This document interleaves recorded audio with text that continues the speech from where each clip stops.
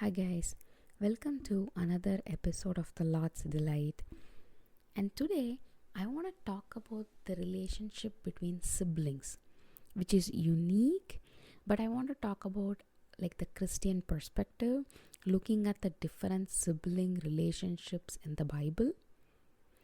And I want to start out with the relationship of Moses, Aaron, and Miriam. God chose Moses to lead the Israelites out of Egypt, and Miriam and Aaron were there with them. But what happens in Numbers 12, if you see, Miriam and Aaron began to talk against Moses because of his Cushite wife. And they keep saying, has the Lord only spoken through Moses? Hasn't he spoken through us also? There was a component of jealousy, and I believe like the sibling rivalry. It got to a point where that guy was a humble man. Moses was such a humble man. It actually says in verse 3 that more humble than anyone else on the face of the earth. He never exalted himself, but the siblings saw that he was being exalted by God, and I guess it didn't sit quite right with them. And when God sees that, you know what he does? He says to all three, come to my tent, let's deal with this. And then he sees these two and then tells them on verse 8, why then were you not afraid to speak against my servant Moses? The thing is, it doesn't matter how like your siblings are. We need to understand that like they have a purpose. There's a calling of God, and treat them with dignity. And the anger of the God burned against those two for speaking, one, gossiping against Moses, and two, trying to rise up against a man of God who had no intention of exalting himself. He was such a humble person. Miriam was left leprous and she became white as snow. But the beautiful part of being in a Christian sibling relationship is Aaron, who was trying to rise up against Moses along with Miriam, pleads to Moses saying, please my Lord, I ask you not to hold against us the sin we have so foolishly committed. Do not let her be like this. Pray for her. Aaron wasn't like, oh my God, nothing happened to me, I'm okay. He pleads on behalf of Miriam to Moses, and guess what? Moses cries out to the Lord, please God, heal her. He did not hold the fact that he didn't look at them and say, you all rose up against me, I was righteous, I was faultless, so God is punishing you. He never took pleasure in that. He pleaded for them, and guess what? After that also they worked together as God had called them. That is a beautiful part of being a Christian sibling relationship, I think, because God gets in and fixes that relationship. You can see that in multiple relationships in the Bible. Let's take Jacob and Esau, right?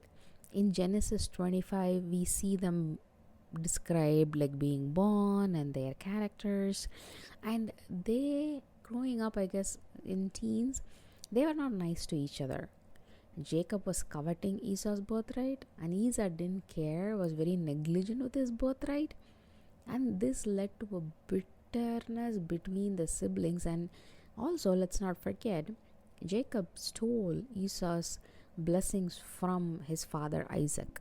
But if we fast forward to Genesis 33 to 35, Jacob is actually making up with Esau through all that fear and whatnot.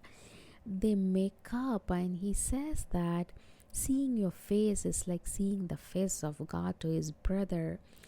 The whole thing about them wanting to kill each other, yes, it has taken years, but guess what? That relationship also got fixed by God.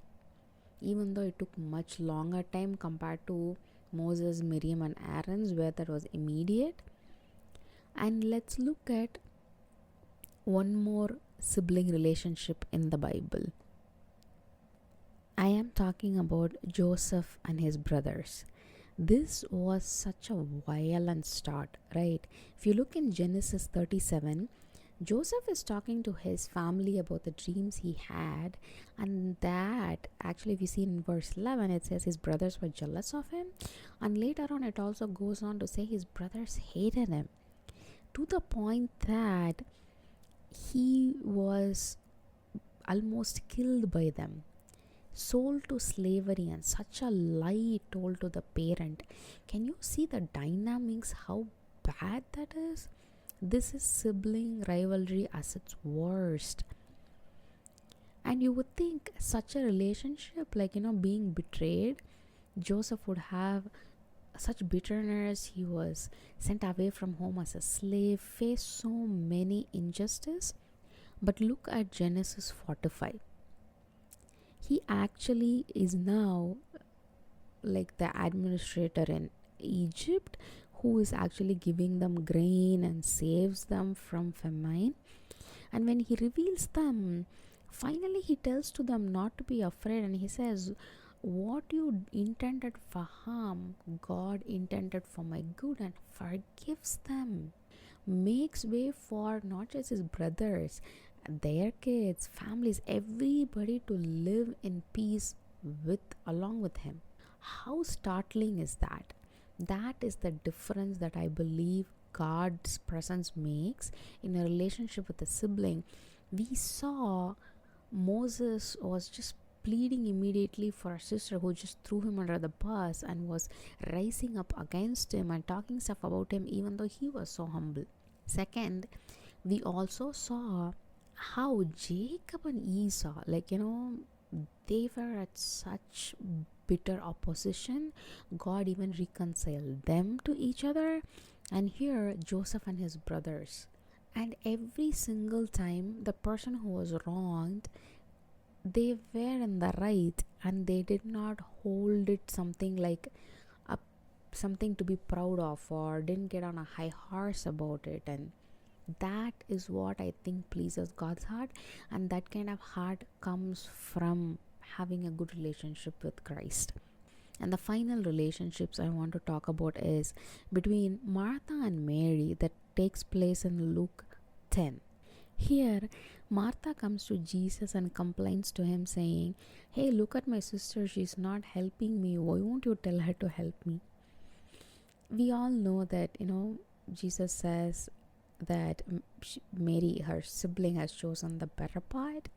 But I believe the thing to learn from this is the ideal thing to do when a sibling annoys you or something is irritating. Go to God. You go talk to him, he will set you right.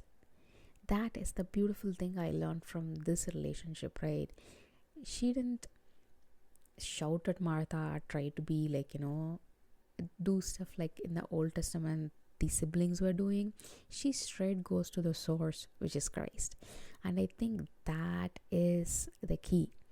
Even you and I, we have siblings, we get annoyed with them, we have issues with them, and I guess as you grow older, sometimes during the teen years or whatever, there is sibling rivalry.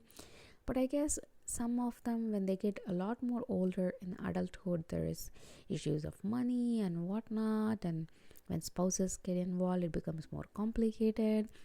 But you know what? Through all that, if God can fix to the extent of people killing each other, and he reconciles them to live together, he can fix any issue in any family between siblings. And that is the point of view we need to have. Even if our siblings wrong us, are we like Moses? Are we like Joseph? What are we doing about them? Are we praying for them, taking it to God and forgiving them? Because that is the kind of heart that Christ expects from us.